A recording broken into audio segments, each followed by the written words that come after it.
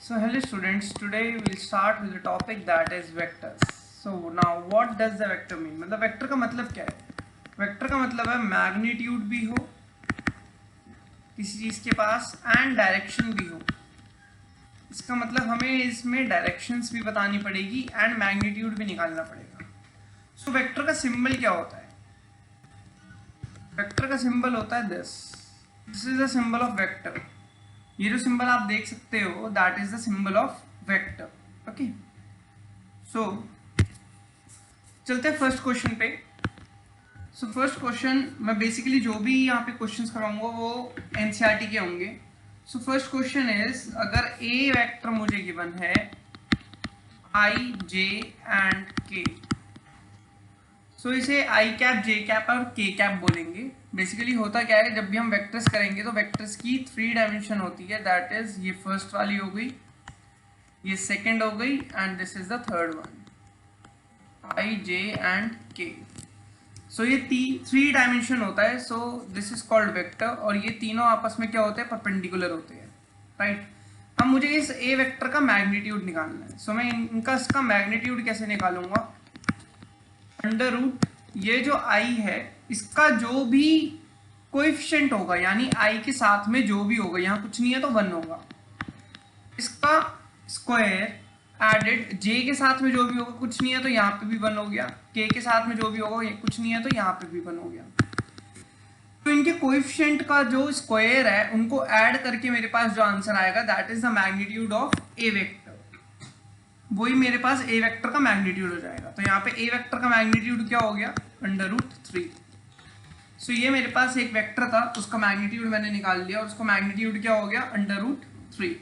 So I hope आपको ये आ गया होगा. इसका नेक्स्ट क्वेश्चन मैं आपको होमवर्क देता हूँ, ये वाला आप खुद ट्राई करिए.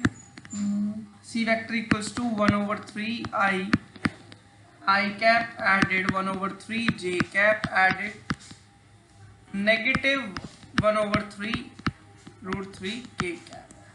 ठीक है, इन सब में रूट है. ठीक है, आप ये वाला क्वेश्चन एक ट्राई कर सकते हो. ये सिमिलर क्वेश्चन है, इसमें भी आपको मैग्नीट्यूड ही निकालना है जो हमने अभी निकाला था. आई होप आपको ये मैग्नीट्यूड निकालना, ये छोटी सी चीज समझ आ गई होगी. अब मैं दूसरी बात चलता हूँ. दूसरी बात है डायरेक्शन रेशियोज निकालना. Direction ratios. तो आज के लेसन में हम ये दो ही चीजें सीखेंगे, एक मैग्नीट्यूड निकालना, दूसरा डायरेक्शन निकालना. सो मैग्नीट्यूड निकालना, आई होप आपको किसी भी वेक्टर का मैग्नीट्यूड निकालना आ गया होगा. अब डायरेक्शन रेशियोज निकालना सिखाते हैं. अब देखो सेकंड क्वेश्चन, आप एनसीईआरटी का सेकंड क्वेश्चन देख सकते हो, उसमें आपको direction ratios second third question देखिए. थर्ड क्वेश्चन में आपको डायरेक्शन निकालनी है. सपोज यहाँ पे कोई भी पी वेक्टर है, राइट. पी वेक्टर है आई प्लस जे प्लस के.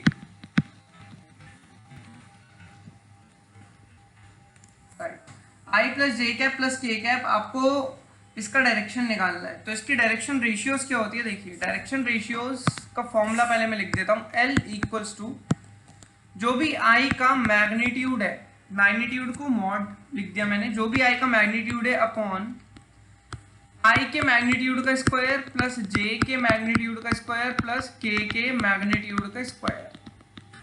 सो आई का मैग्नीट्यूड क्या है यहाँ पे? 1 ओवर आई के मैग्नीट्यूड का square that is 1 square, j के मैग्नीट्यूड का 1 स्क्वायर, के का 1 square. So 1 over under root 3 will be the answer. अभी ये एल आया है. ऐसे ही आप जे के लिए भी करोगे एंड के लिए भी करोगे. तो जे के लिए इट विल बी एम, जे का मैग्नीट्यूड अपॉन आई के मैग्नीट्यूड का स्क्वायर प्लस जे के मैग्नीट्यूड का स्क्वायर एडेड के मैग्नीट्यूड का स्क्वायर. सो जे कितना हो गया यहाँ पे? 1 over 1 square added 1 square added 1 square. So ये कितना आ गया? 1 अपॉन अंडर रूट 3.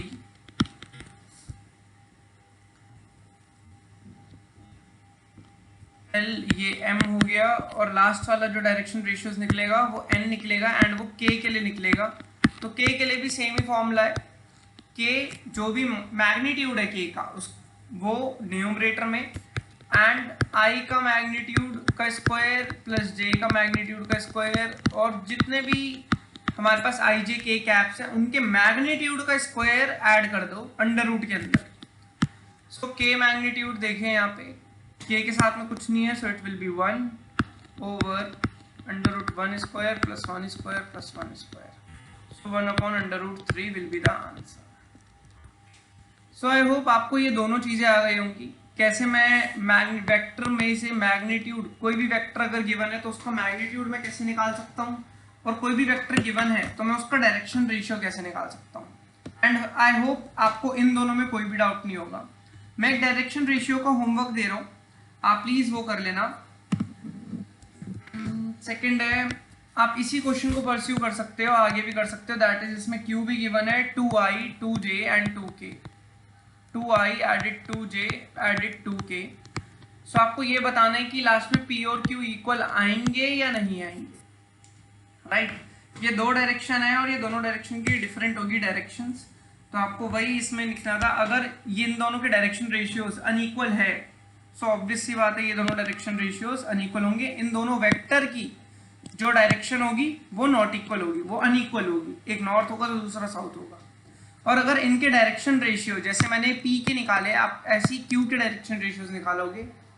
अगर q के डायरेक्शन रेशियोज भी इक्वल आ गए, अगर q के डायरेक्शन रेशियोज p के डायरेक्शन रेशियोज से इक्वल आ गए, उसके बाद आप ये कह दोगे दोनों की डायरेक्शन सेम है।